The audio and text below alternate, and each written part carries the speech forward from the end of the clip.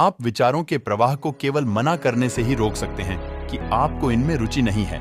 बिना खुद में सुधार किए विश्व को सुधार करने की कोशिश करना ठीक वैसा ही है जिस प्रकार कंकड़ पत्थर से बचने के लिए पूरी पृथ्वी पर चमड़ा बिछाना। सबसे आसान यही है कि खुद जूते पहन लो। ईश्वर को जानने से पहले खुद को जानना चाहिए।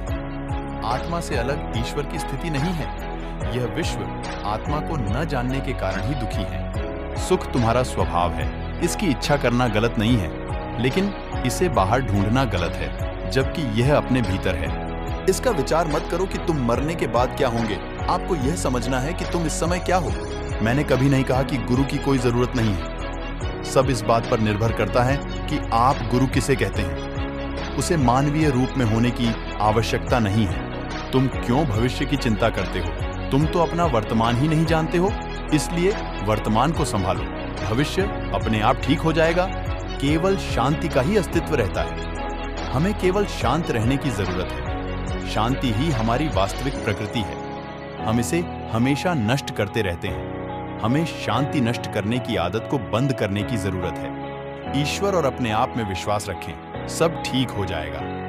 सबसे अच्छे के लिए आशा करें, सबसे अच्छे की उम्मीद करें, सबसे अच्छे के लिए कठिन परिश्रम करें और अंत में आपके लिए सब कुछ सही हो जाएगा। जब विचार होते हैं तो यह विकर्षण होता है। जब कोई विचार नहीं होते हैं तो यह ध्यान होता है।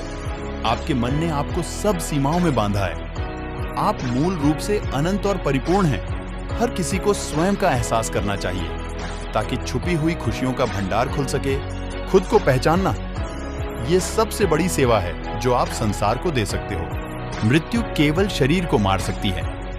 आत्मा अनश्वर है, अमर है, मृत्यु की सीमा से बाहर है। अभीष्ट फल की प्राप्ति हो या न हो, विद्वान पुरुष उसके लिए शोक नहीं करता। जो सज्जनता का अतिक्रमण करता है उसकी आयु, संपत्ति, यश, धर्म, पुण्य, आशीष, श्रेय नष्ट हो जाते हैं। किसी के प्रति मन में क्रोध रखने की अपेक्षा उसे तत्काल प्रकट कर देना अधिक अच्छा है। जैसे पल में जल जाना देर तक सुलगने से अच्छा है। अमृत और मृत्यु दोनों इस शरीर में ही स्थित हैं। मनुष्य मोह से मृत्यु को और सत्य से अमृत को प्राप्त होता है। दूसरों के लिए भी वही चाहो जो तुम अपने लिए चाहत, जो वेद और शास्त्र के ग्रंथों को याद रखने में तत्पर है, किंतु उनके यथार्थ तत्व को नहीं समझता।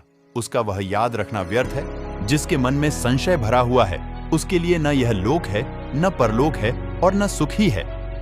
अत्यंत लोभी का धन तथा अधिक आसक्ति रखने वाले का काम, ये दोनों ही धर्म को हानि पहुंचाते हैं। जिस मनुष्य की बुद्धि दुर्भावना से युक्त है तथा जिसने अपनी इंद्रियों को वश में नहीं रखा है, वह धर्म और अर्थ की बातों को सुनने की इच्छा होने पर भी उन्हें